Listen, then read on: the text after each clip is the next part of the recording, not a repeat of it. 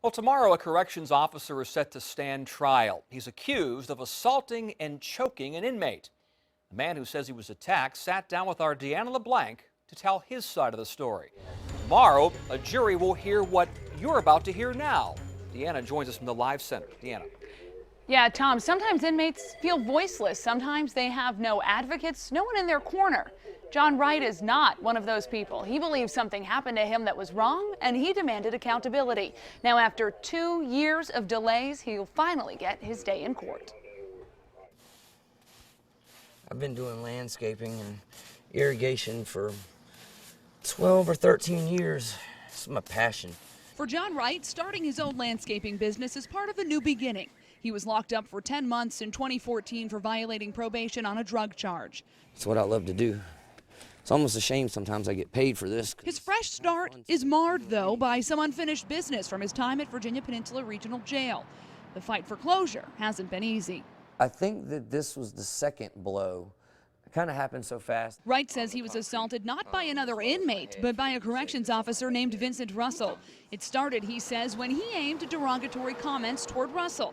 When Russell escorted Wright down the hallway, according to a criminal complaint Wright filed in June of 2014, Russell attempted to trip him. And I kind of, hopped over it and was like, oh, I was like, are you serious? And I turned to him and he's kind of laughing like it was a joke. And I was like, you got to be kidding me. And I made a comment to him, pretty derogatory. He wrote in his criminal complaint, Russell then grabbed him, forced him into a room, threw him to the ground, and grabbed his windpipe. And then he was on my back, was like a knee in my back with his left hand, reached around, squeezing my throat. And he was choking me. I was going, I can't breathe. And I'm trying to move my head like this. And he punches me twice. He hits me in my eye, hits me in my head. From the beginning, Wright feels it's been his word against the jails. So he's kept thorough paperwork, even photos of his injuries. You can see the finger marks almost right there in his thumb. According to a file in his stack of papers, the CO's version is much different.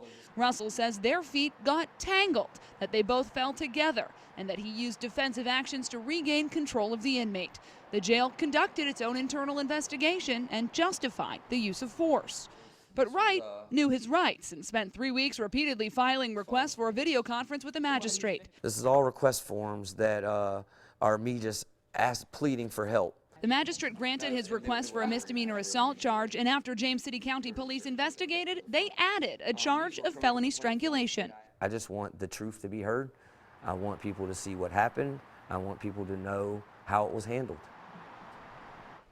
Russell's attorney tells me he believes the evidence will show his client was provoked and that his actions were by the book. Russell still works at the jail in an administrative position. Count on us to be in court tomorrow to bring you the update. I'm Deanna LeBlanc, 10 on your side.